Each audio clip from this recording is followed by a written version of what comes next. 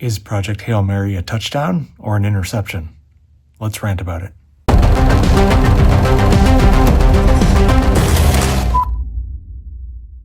Hey everybody, we have a film rant review for you today. We're looking at Project Hail Mary from 2026, directed by Phil Lord and Chris Miller. All right, so this movie is about a science teacher who kind of gets brought in to this project to save the Earth. There is some unknown issue causing the sun to potentially no longer be help sustain life on the planet Earth.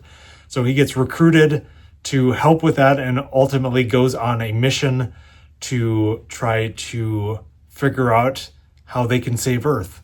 And along the way, and this is in the trailer, so it's not a spoiler, he encounters an alien, and you kind of get the relationship there as he's building it with the alien in the film. So that's really kind of a brief, non-spoilery synopsis of the film, so I don't want to get into spoilers here. So, all right. A lot of people that I've seen this movie absolutely loved it, getting super high praise.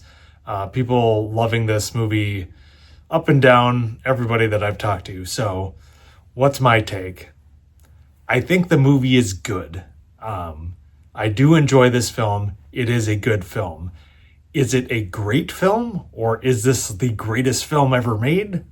Okay, that's a bit hyperbole, but I don't think it's the greatest film.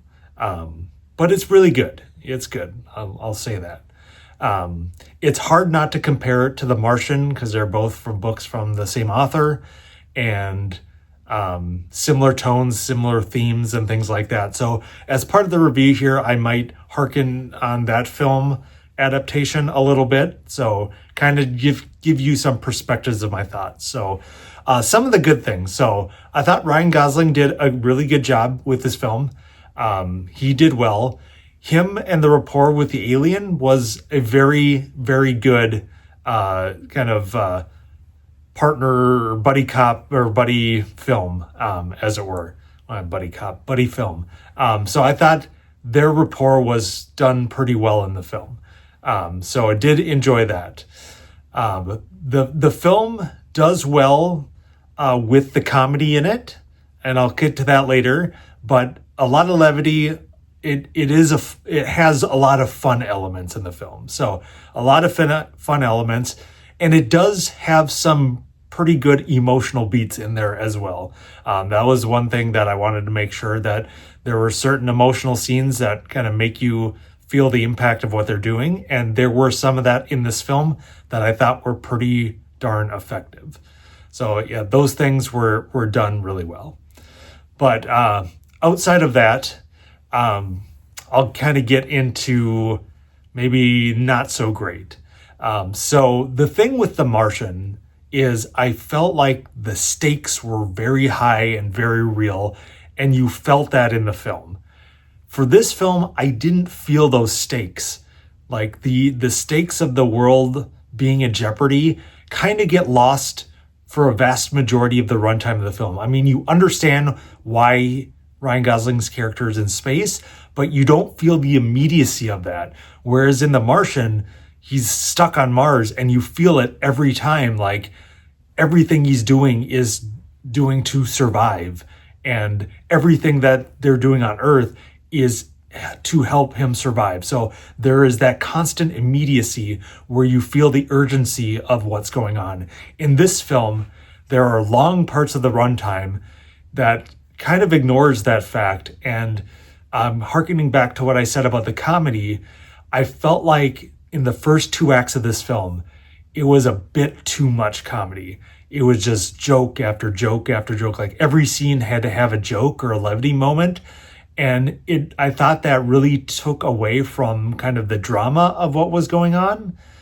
And again, it was fun and I enjoyed it and you laugh, but like after so many scenes in a row of laughing, like it got me thinking like, all right, when am I gonna like feel the emotional stakes of what's going on, or like really, really kind of delve deep and like care what's going on? So I felt like that was a part that kind of hindered the movie for me.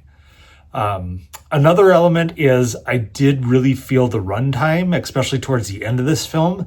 I want to say it kind of had Lord of the Rings Return of the King syndrome, where I felt like it had multiple endings, like where it felt like a natural ending point, and then it kept going and then did another ending, and then it kept going and did another ending. So that was kind of like, this movie runs over like 2.5 hours long. So to me, it felt that runtime. So that's kind of how I feel about that. So yeah.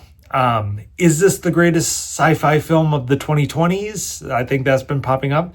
Maybe I'd have to take a look at kind of what films came out. I'm not the biggest Dune fan, so I guess I probably like this film more than the Dune films. But other than that, it's like this movie's getting such high praise. And it is, in fact, yes, it is a good movie. But is it the greatest film? Like, even I said in my Letterboxd review, it's not even my favorite movie that came out this weekend. So take with what you will, just kind of my sensibilities. But yes, it is a good film. Is it a great film? I would say no. But it is enjoyable. It definitely feels like a Lord and Miller film. A lot of comedy, a lot of levity. They make you do kind of care about this non-human character, which is, a triumph in itself. It's kind of hard to get emotional stakes in a non-human character that isn't an animal. So good for them on that. So yeah. So that's kind of where I'm landing on this film. So I'm going to give this one a 3.5 out of 5 stars. Again, on the good end of film, but I don't know where it's necessarily going to rank in my top 10 of the films of this year, but it'll probably be a little bit on the higher end, but not in the highest end. All right, well, I'm going to get a lot of hate for this, I think, because a lot of my friends are already giving me shit for like, oh, you love this film, so that means Damien's going to hate it. And they're going to like, oh, Damien found shit found shit about this movie, so he's talking shit about it. So it is what it is. Like, comment, subscribe. Let me know what you think in the comments. Is my take complete bullshit? Or do you agree with some elements of it? Or what did you think of the movie? I'd really appreciate some engagement there. Yeah.